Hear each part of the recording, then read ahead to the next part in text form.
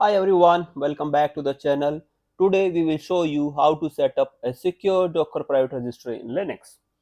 If you have ever worried about the security of your Docker images or needed a centralized private location to store them, this video is for you. We will walk you through an end-to-end step-by-step process to get your own secure registry up and running. So stay tuned. Before we jump into the actual steps, let's understand why a private Docker registry is so important. Public registries like Docker Hub are great, but they come up with the limitations, especially concerning security and controls. Imagine you are working with a proprietary software or sensitive data. You would not want those Docker images publicly accessible, right? A private registry gives you enhanced security, faster transfer, compliance, and version control. In addition to this, a Docker private registry offers centralized image management, cost saving, scanning capabilities, and robust access control.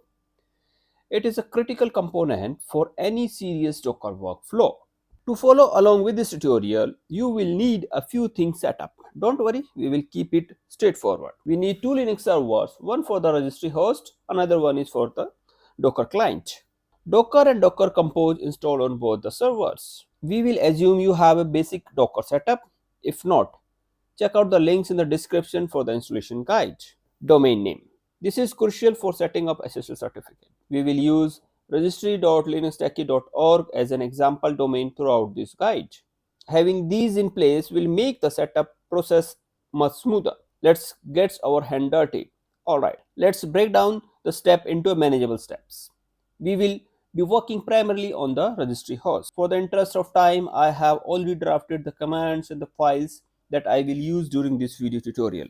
I will share these in the description of the video for your reference. The first step is to generate SSL certificate with Sense. Why Sense? In order to avoid this error, X509 certificate relies on legacy common name field, use Sense instead. So in order to generate the certificate, we will be creating couple of folder first, and then we'll create this openssl.cnf, and then we'll generate our key CSR, and then finally generate our certificate. All right, let's move to our Docker host. So this is my Docker host. I have already taken the SSH session of my Docker host, and this one is my Docker client. In Docker host, I will be running OpenSSL commands to generate the certificate. For this tutorial, we will create self-send certificates. For production, consider using Let's Encrypt or Commercial CA. Let's first create the folder. Alright, this will create a folder, private-registry, and then search. Hit enter. Now move to this search folder. Now create an OpenSSL configuration file named openssl.cnf.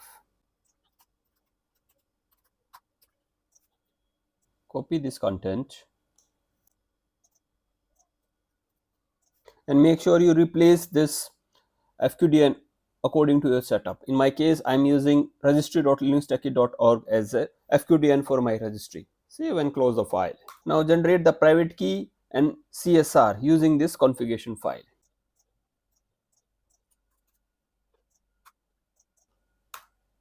This has created a private key with the name registry.linuxtechie.org.key. Next, generate the CSR.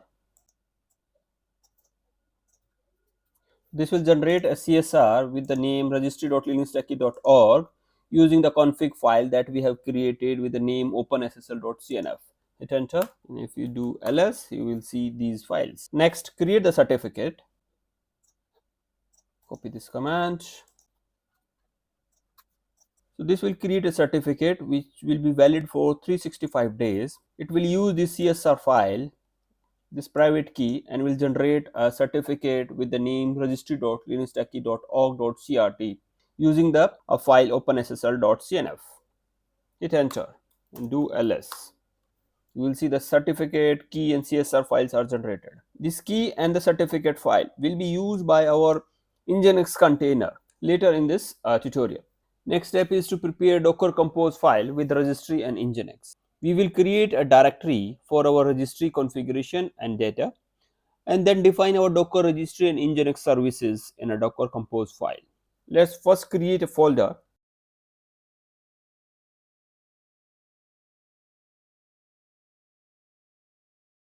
Now move to the private-registry folder, create a file with the name docker-compose.yml.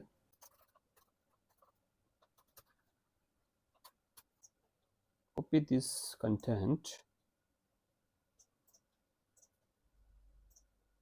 Let's quickly break this down. This one uses the official Docker registry image. This maps that Docker container ports to the host port on 5000. This confirms that we are using stpasswd for the basic authentication. This specifies the path of our password file. This is the location where the Docker images are stored. These volumes persist our authentication data and register images outside the container. This is the latest Nginx image. This exposes the Nginx on standard HTTP and HTTPS ports. These volumes mounts our custom Nginx configuration and generated SSL certificates into the container. Depends on registry. Ensures that registry starts before Nginx. Save and close the file. Move to the step 3 where we will configure Nginx reverse proxy. Now we need to create the Nginx configuration file that will be mounted into our Nginx container. This file tells Nginx how to proxy request to our Docker registry and use SSL certificate. First create a file. First create this default.conf file in conf.d folder.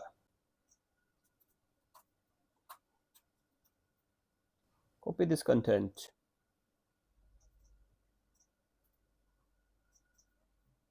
Save and close the file. Now let's bring up the Docker containers. Run the command.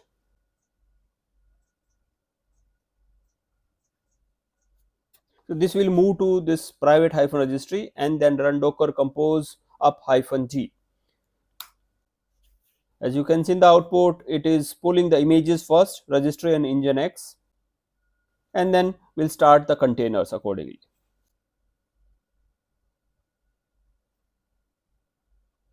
Once the command is executed successfully, we will see the output something like this. Let's verify the Docker container status. Run the command docker ps.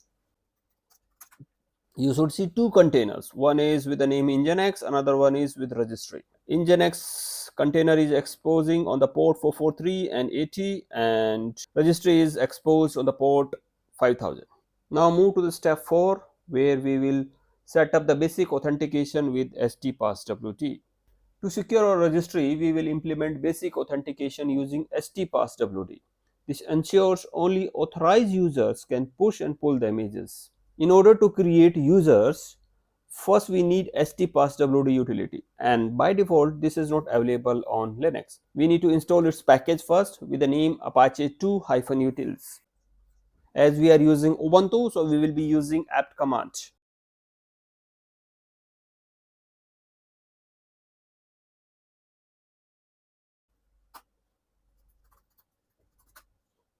In my case, it is already installed.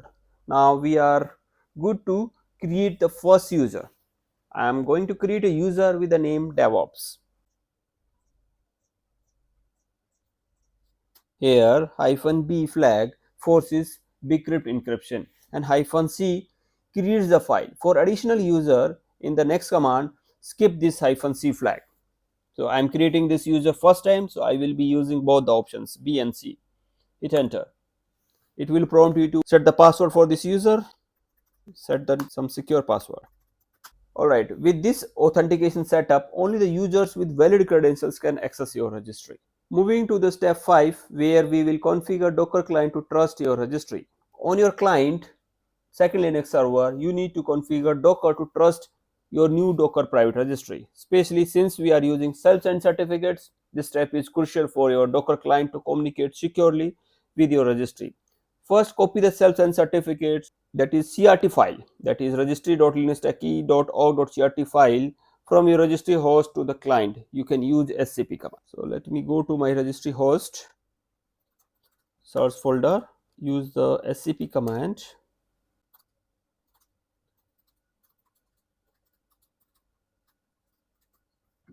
So 1.5 is my Docker client IP address. Moving to the client machine. Okay, this file is copied successfully. Next, we need to create a folder with the name registry.linuxtechie.org under the folder /etc/docker certs.d.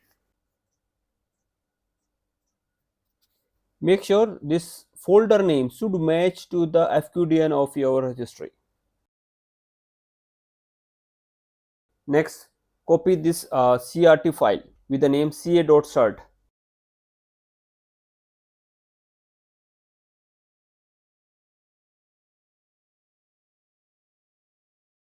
Now restart the Docker daemon for the changes to take effect.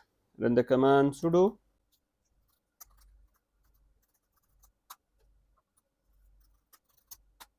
Now last step, test your private registry. For the moment of truth, let's test our secure private registry on the client machine. Log into your registry using the username and password you have created. Use the command docker login space registry.linuxtechie.org :443.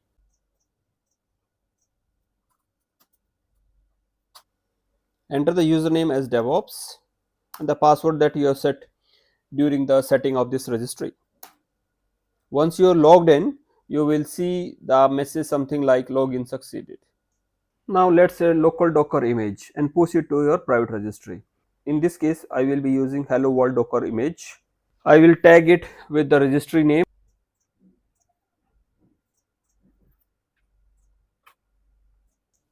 Hit enter.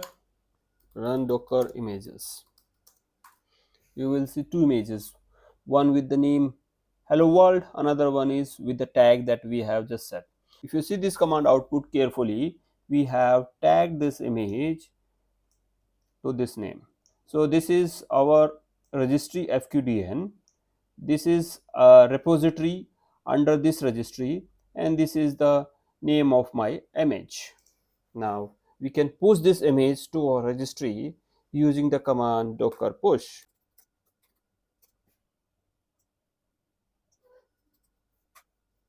Output confirms that it has been pushed. To verify, let's remove the local images and pull it back from our private registry. First, remove the image, docker rmi use -f. If you run docker images, now pull this image, docker pull. Output confirms that the image has been downloaded from this registry or it is pulled from this registry. You can the command docker images again just to verify. The output confirms that image has been pulled successfully from our private docker registry. That's all from this video tutorial. I hope you have found it useful and informative. In case you have encountered any issues during this setup, you may have to follow the troubleshooting steps. So some of the common issues that you may face is SSL certificate errors. For this, check the certificate paths and send configurations.